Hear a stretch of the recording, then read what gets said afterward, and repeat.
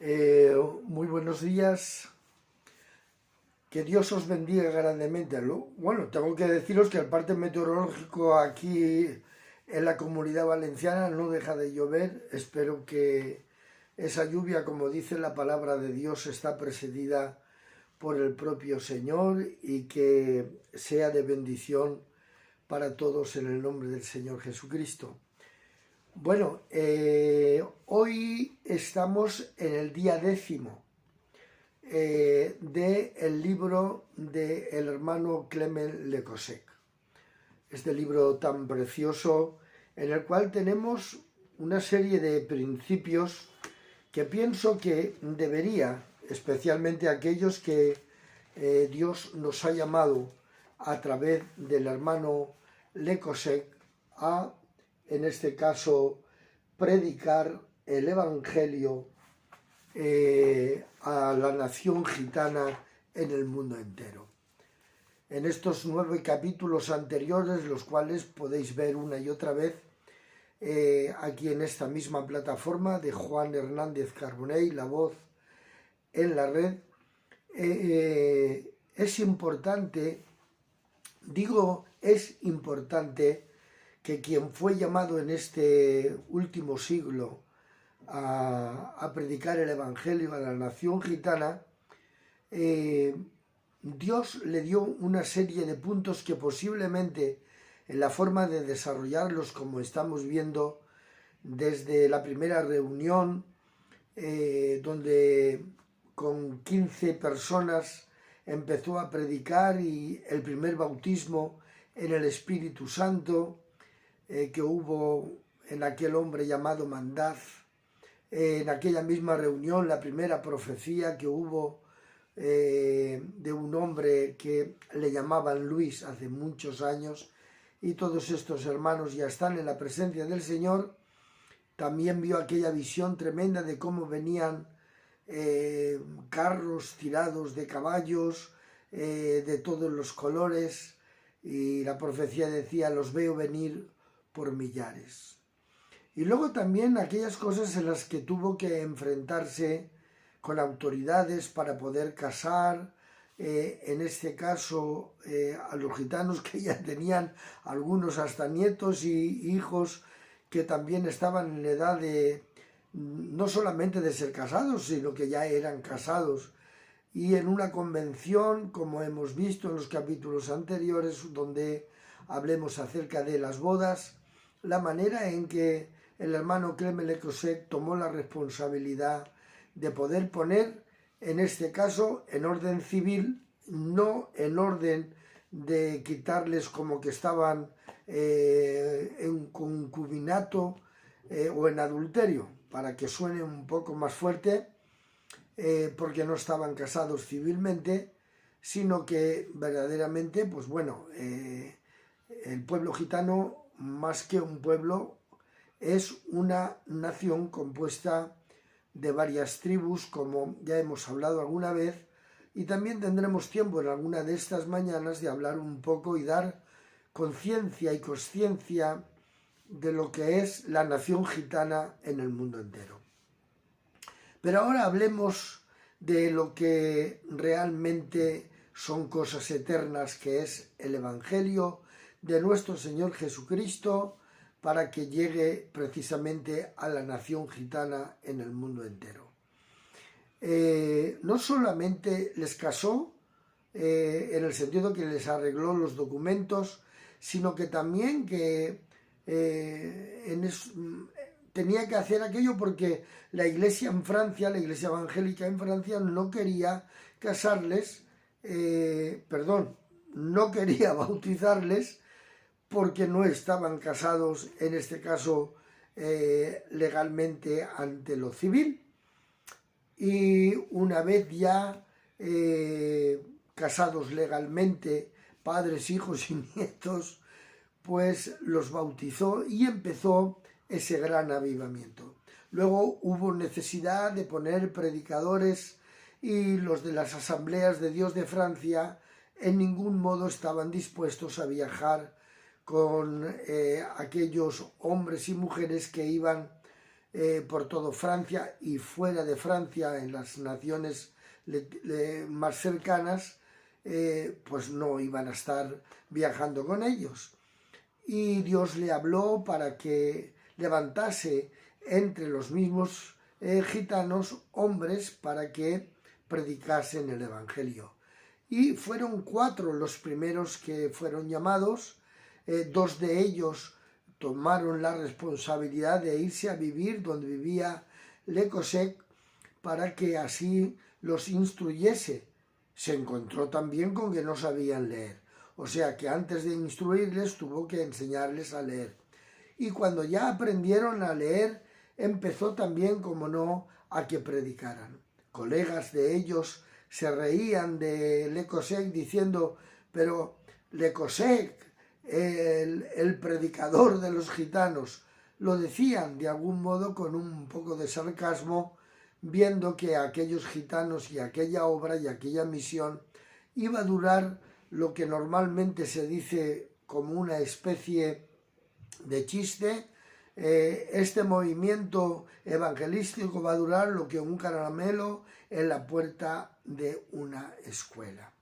Pues bien, él no hizo caso a aquellos desprecios ni a aquellos menosprecios, sino que se fortaleció en el Señor y continuó de una manera muy especial, levantando no solamente a esos 4, sino que más tarde, cuando hace memoria de aquellos años, habiendo pasado 30 años, dijo que después de 30 años habían 3.000 predicadores y se había llevado el Evangelio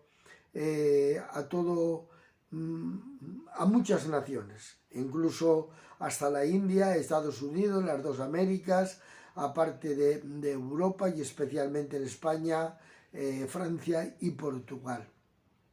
Bien, pues aquel mismo que hizo un chiste de que él era el pastor de los gitanos y que aquel movimiento no iba a ser un movimiento muy efectivo, queriendo engendrar de algún modo en ese sistema interno. Por eso he puesto esa foto acerca de cómo está amenazando ese hombre con ese puño en contra de su mujer, pues trayendo a memoria que las amenazas son precisamente el sistema jezabelino. Lo diré por si a lo mejor la palabra jezabelino no aparece en el diccionario de la lengua castellana. Es el sistema de Jezabel, que no se le puede decir que no a Jezabel, sino que automáticamente viene la amenaza.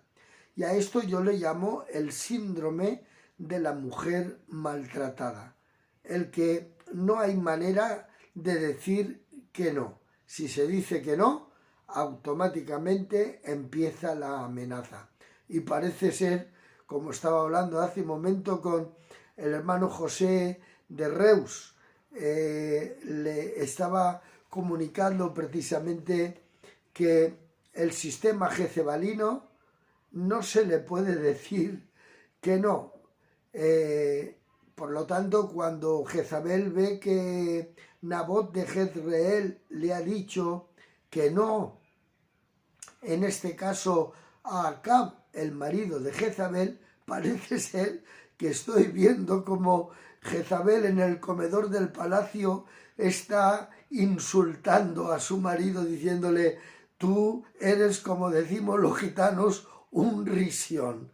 Eres un risión. ¿Cómo le dice, cómo te ha dicho Nabot de Jezreel que no? Cuando tú eres el rey. Así que si te dice que no, lo único que tienes que hacer es matarlo, haz lo que sea, pero esa viña tienes que tomarla. Y bueno, esto es precisamente lo que nos enseñó la tozudez espiritual, la grandeza que nos dejó el hermano Clement Le Cossec, que empezó con 4 hombres y especialmente con 2 hace muchos años, en 1953, y extendió el Evangelio en el mundo entero, sencillamente porque aunque los colegas le decían que no, Dios le había dicho que sí. Así que hoy tenemos el capítulo 10 del libro Mi aventura entre los gitanos, por el apóstol de este siglo a la nación gitana, el hermano Clement Lekosek. Dice el título del capítulo 10. Una elección a la audacia de la fe. En 1958 ya no eran 300, sino eran al menos 3.000 gitanos convertidos. No podía seguir siendo insensible a la vista de esta manada sin pastor. Se impuso una decisión. Una elección debía de hacerse. Estaba en plena lucha interior. Esite se estableció bien la iglesia en Rennes. Contaba con más de 100 miembros, pero quedaba un tanto por hacer para evangelizar a los bretones. Se refiere a los no gitanos donde él estaba de pastor.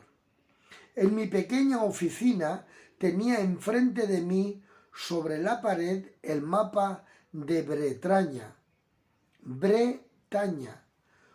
Por Rennes tracé flechas en distintas direcciones. Hacía principales ciudades en Vannes, Loriot, Pontivy, Charcais, Brest, Saint-Brieuc y Saint-Malo. Era mi objetivo. Desde mi llegada a mi país hacía 8 años. No había voluntarios para ir con los gitanos. Por el contrario, sabía que jóvenes pastores podrían asumir la carga de nuevas comunidades en distintas ciudades que evangelicé.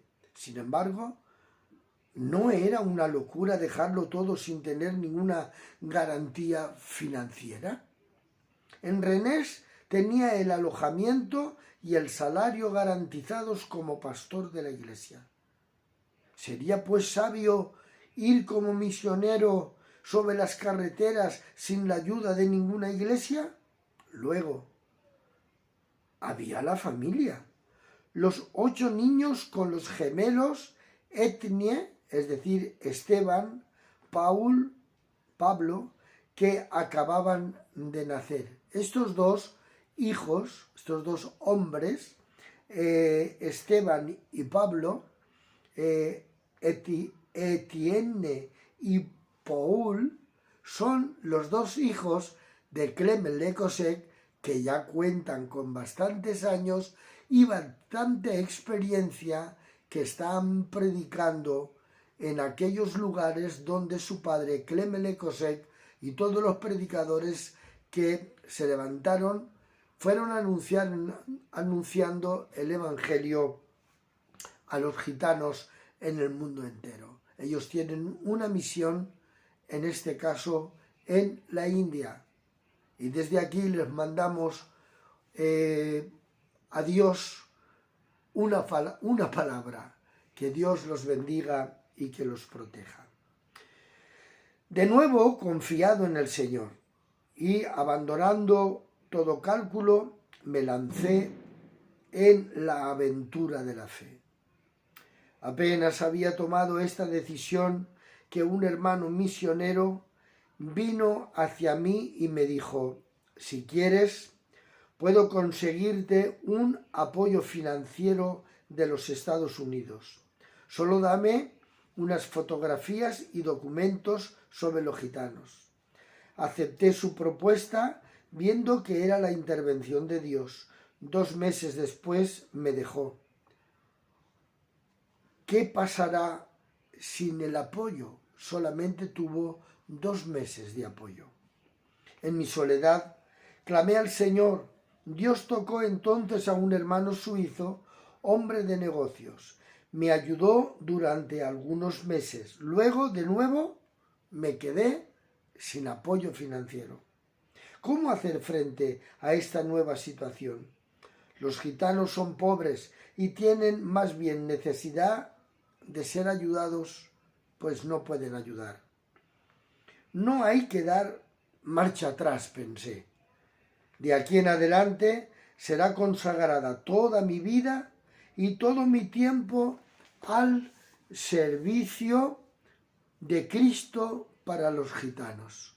Y tenía 8 hijos y en ese momento terminaban de nacer 2 de ellos que eran gemelos. Pero él dijo, voy a seguir adelante a pleno tiempo.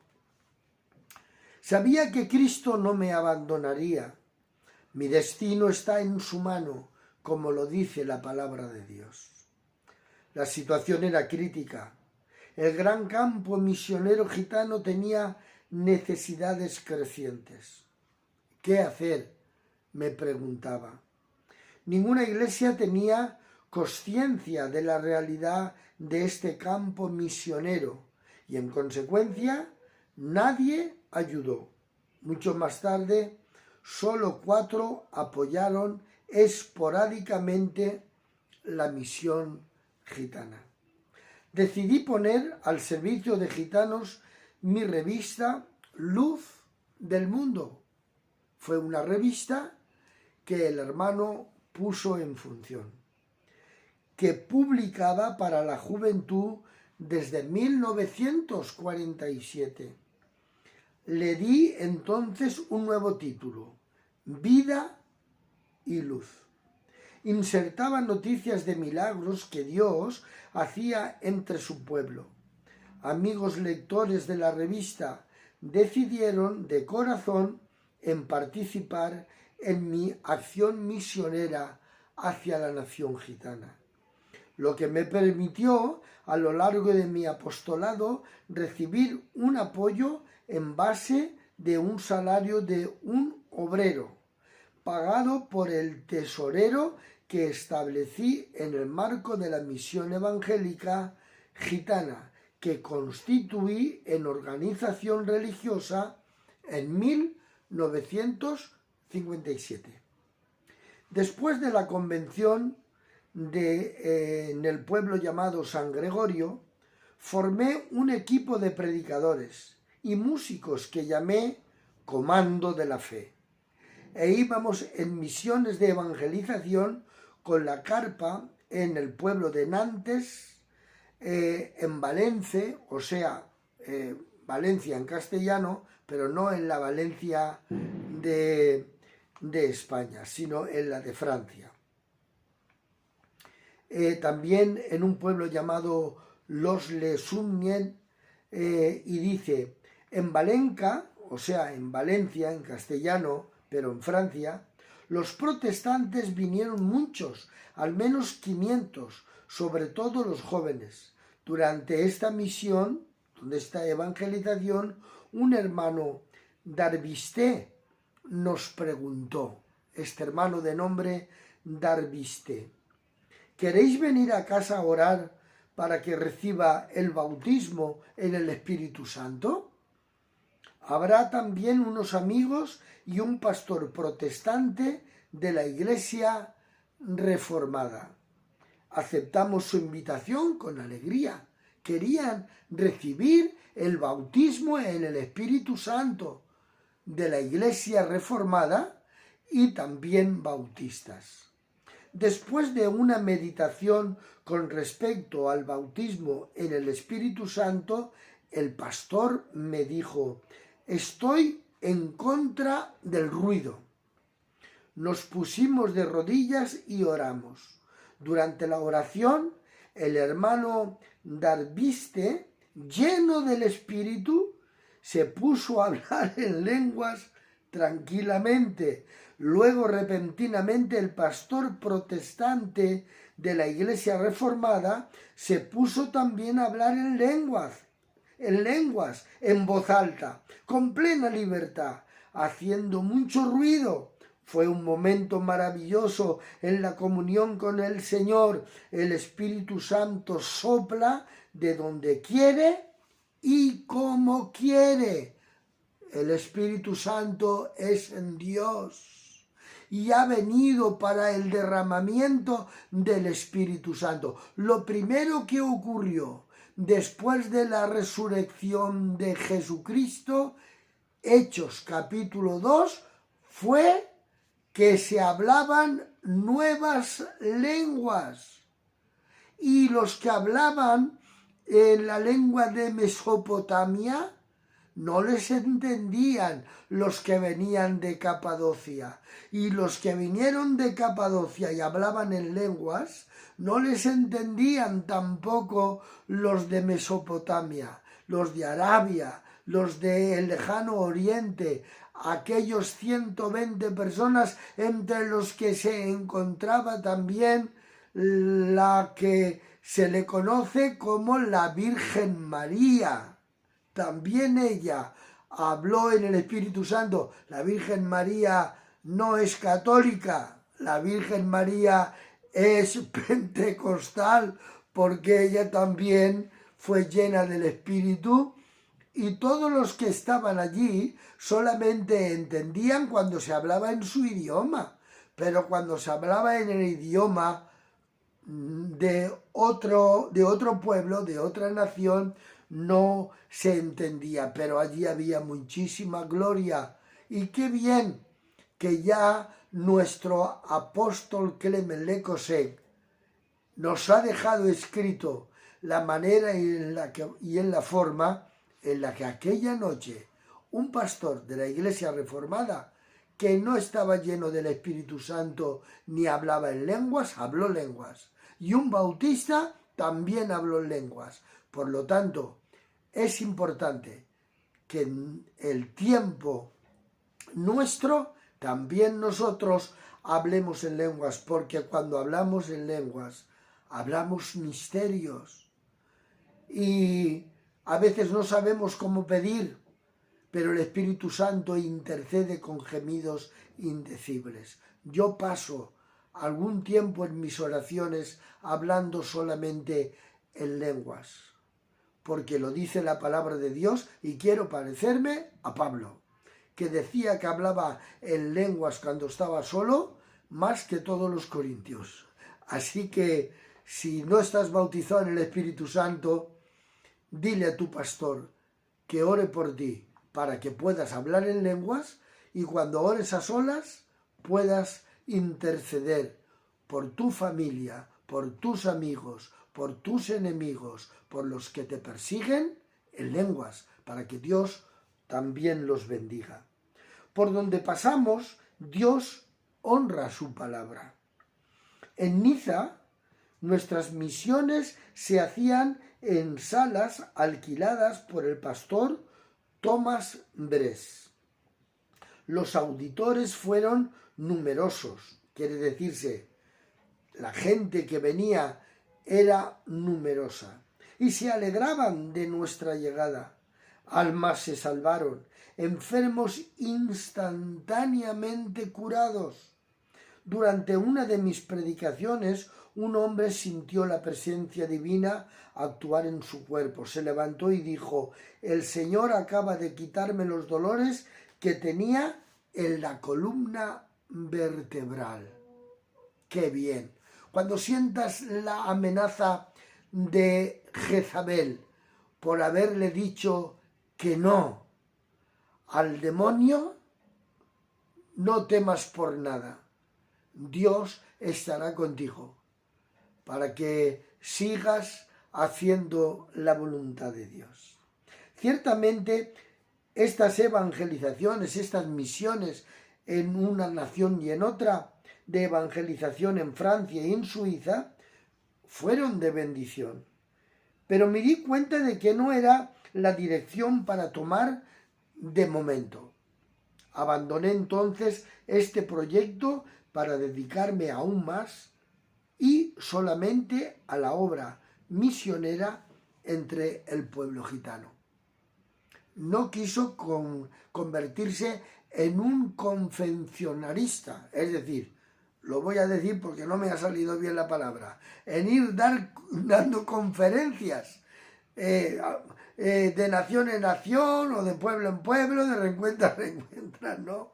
Dijo, no es tiempo de ir contando las cosas que están ocurriendo tan solamente en aquellos que ya son convertidos, y luego al hotel, y luego a la convención, y no es tiempo para eso. Y esto es también que tendríamos que resaltarlo para nosotros. En vez de convertirnos en personas para ir dando conferencias de una parte a otra, centrarnos en el proyecto que Dios haya puesto en nuestras manos. Yo lo tengo claro. En 1972, un 4 de marzo, el hermano Pedro Barrul Vargas me dijo, tú serás predicador. Y desde entonces estoy tan solamente. Y creo que donde tengo que estar predicando, que es en el pueblo gitano. Eso no quita, como ya os dije ayer, como me dijo el hermano Clement Lecosec en 1993, estando de pastor en la ciudad donde nací en 1953, me dijo, mientras estábamos participando de una comida, me dijo, Juan, yo soy payo, caché, y he predicado a los gitanos. Tú eres gitano y tienes que predicar a los payos, pero no te olvides que si vosotros los gitanos no les predicáis a los gitanos, nadie va a ir a predicarles. Por lo tanto, a vosotros, a los que oís y veis, repartiros entre vosotros si realmente estáis llamados para esta obra tan extraordinaria que está en el mundo entero. Aún hay muchísimo número de gitanos, especialmente en la India y en los países que más sufren porque los persiguen. En Gaza también hay gitanos, en Israel también hay gitanos árabes, hay gitanos en el mundo entero, y así termino antes. Y necesitamos fortalecernos en todos los aspectos, económica, en oración, en fortalecernos para que el Evangelio pueda llegar y hayan misioneros que puedan realmente, unos de una forma y otros de otra, llevar el Evangelio al pueblo gitano. La salvación de este pueblo gitano, hablo a los gitanos ahora, depende de nosotros. Me lo dijo el apóstol en 1993. Si vosotros no vais, nadie irá. Está bien que vosotros los predicadores viajéis a todas las naciones donde os llamen, que prediquéis, que os dejéis utilizar, que ayudéis al pueblo evangélico inconverso y creyente. Pero no os olvidéis que si vosotros, los gitanos predicadores, no vais a predicar a los gitanos, nadie irá a predicarles. Así que fuera el síndrome de la mujer maltratada. A quien haya que decirle que no, se le dice que no, porque Dios ha dicho que no. La salvación de este pueblo en el mundo era el objetivo prioritario al cual me comprometí. Y todo esto con 8 hijos y 2 que terminaban de nacer. Bueno, pues mañana estamos en el capítulo 11, donde tenemos la primera tienda, y así mañana estaremos en este capítulo, si Dios nos da salud y libertad. Que Dios os bendiga y hasta mañana si Dios quiere. Cuando hay que decir que no, se dice que no. Un fuerte abrazo para todos.